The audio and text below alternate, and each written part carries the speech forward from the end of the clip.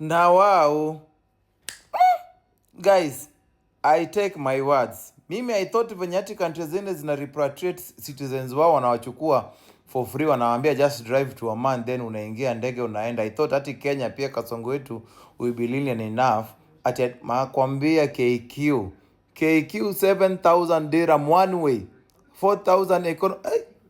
Na hata sisi business class hiyo unaangalia hapo, si business hiyo, ni economy. 7000 dirhams na wao mayo hii Kenya tutakuwa wageni wa nani?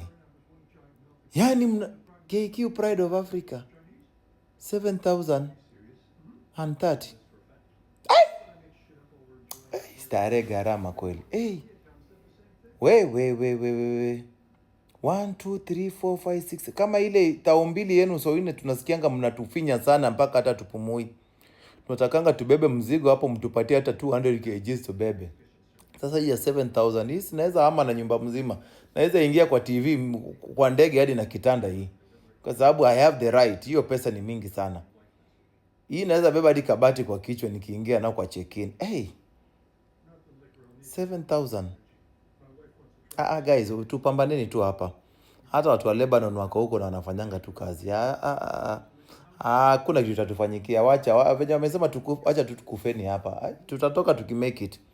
This is too much. Too much. Hey!